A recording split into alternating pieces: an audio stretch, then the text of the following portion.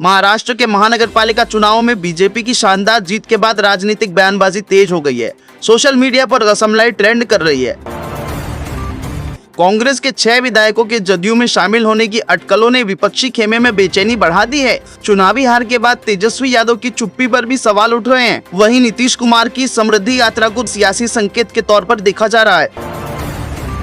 Donald Trump के बयानों ने एक बार फिर वैश्विक तनाव बढ़ा दिया है। ग्रीनलैंड, ईरान और नाटो को लेकर दिए गए उनके बयान अंतर्राष्ट्रीय राजनीति में नई बहस को जन्म दे रहे हैं। सवाल यह है कि क्या अमेरिका एक बार फिर टकराव की राजनीति की ओर बढ़ रहा है।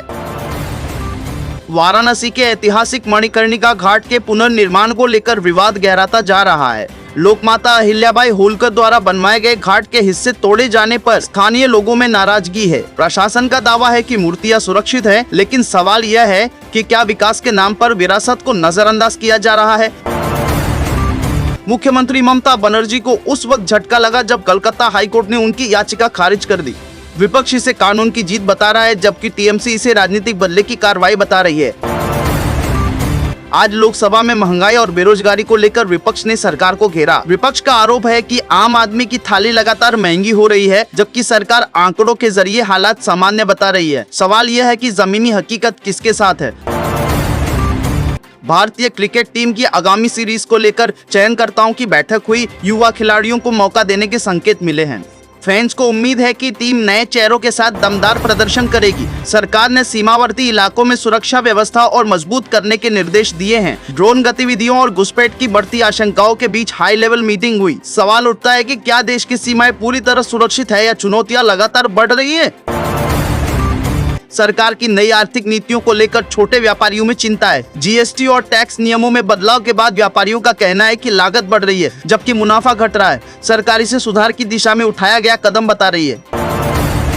मध्य पूर्व में तनाव एक बार फिर बढ़ गया है। ईरान और पश्चिमी देशों के बीच बयानबाजी तेज हो गई है। इसका असर कच्चे तेल की कीमतों पर भी पड़ सकता है, जिससे भारत में पेट्रोल डीजल महंगे होने की आशंका जताई जा रही है।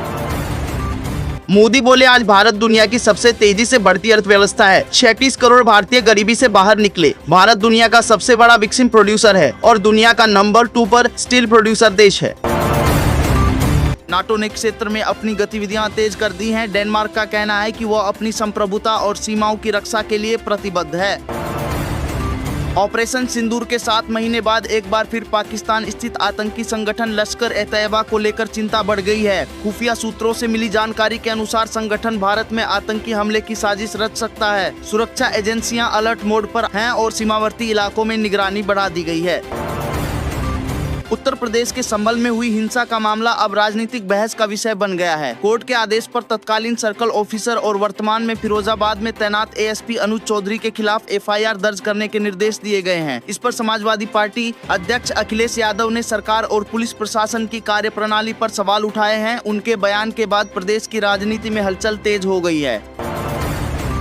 मुंबई बीएमसी चुनाव 2026 के लिए मतदान जारी है। 3.48 करोड़ मतदाता 29 नगर निकायों के लिए अपने मताधिकार का प्रयोग कर रहे हैं। पुणे और मुंबई के कुछ इलाकों में ईवीएम में तकनीकी खराबी की शिकायतें सामने आई हैं, जिससे मतदान प्रभावित हुआ। इस बीच कई राजनीतिक दलों के कार्यकर्ता मैदान में सक्रिय हैं। ट्विंकल खन्ना, पीयूष गोयल और हेमा मालिनी समेत कई हस्तियों ने मतदान कर लोगों से वोट डालने की अपील की। इस बार गोली सिर्फ छूकर नहीं निकलेगी। ईरान के सरकारी चैनल पर यूं दी गई ट्रंप को जान से मारने की धमकी। इस्लामी मुल्क ने किए हवाई क्षेत्र बंद और इरफान सुल्तानी की फांसी को टाला गया। खामेनेई सरकार ने ट्रंप को जान से मारने की धमकी दी है। ईरान में सरकार का विरोध करने सड़कों पर उतरे प्रदर्शनकारियों की हत्याएं रुक रही हैं। यह दावा अमेरिकी राष्ट्रपति डोनाल्ड ट्रंप ने किया है। उन्होंने कहा कि विश्वसनीय सूत्रों से पता चला है कि ईरान में हत्याएं रुक रही हैं। अब फांसी या किसी को मौत की सजा देने की कोई योजना नहीं है। बिहार विधानसभा की 243 सीटों में से 202 सीटें तो सत्ताधारी राजग के पास हैं। विपक्ष में कांग्रेस के पास 6 विधायक हैं, जिनके पलटने की चर्चा बार बार उठ रही है।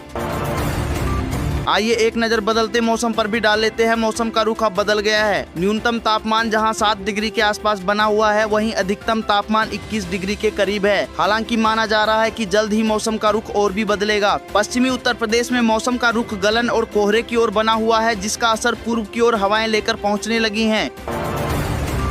कोलकाता हाईकोर्ट ने ममता बनर्जी की याचिका खारिज कर दी है, जिसमें पार्टी ने ईडी की रेड के दौरान कथित तौर पर जब्त पार्टी डेटा और फाइल को सुरक्षित रखने की मांग की थी। एड की तरफ से कोर्ट को बताया गया कि उसने आईपैक के दफ्तर या उसके निदेशक के घर से कुछ भी जब्त या सीज नहीं किया है। यही वजह है कि कोर्ट ने ममता बनर्जी की याचिका को कोई वस्तुहीन बताकर खारिज कर दिया।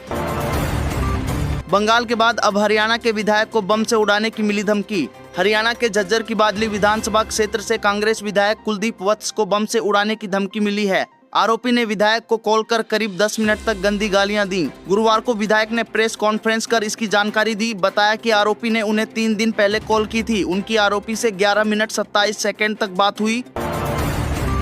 अमेरिका ने 75 देशों के लिए 21 जनवरी से वीजा जारी करने की पूरी प्रोसेस रोकने का फैसला किया है। इसमें पाकिस्तान और बांग्लादेश समेत भारत के 6 पड़ोसी देश हैं। यह फैसला अमेरिकी विदेश मंत्रालय के एक मेमो के आधार पर लिया गया है। इस फैसले का मकसद अमेरिका आने वाले विदेशियों की संख्या कम करना है। अमेरिकी विदेश मंत्रालय ने बताया कि अब वह अपनी उस कानूनी शक्ति का इस्तेमाल करेगा जिसके तहत ऐसे लोगों को वीजा देने से रोका जा सकता है जिनके बारे में आशंका हो कि वे अमेरिका आकर सरकारी मदद या वेलफेयर योजनाओं पर निर्भर हो सकते हैं।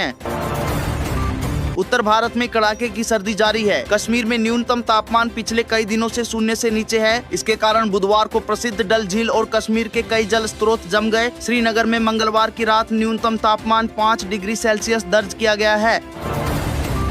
दोस्तों, आज के लिए इतना ही। अगर वीडियो इन्फॉर्मेटिव लगी हो तो वीडियो को लाइक करें और कमेंट में अपनी राय जरूर दें और शेयर करें। और ऐसी ही सच्ची खबरों के लिए चैनल को सब्सक्राइब करना ना भूलें। धन्यवाद।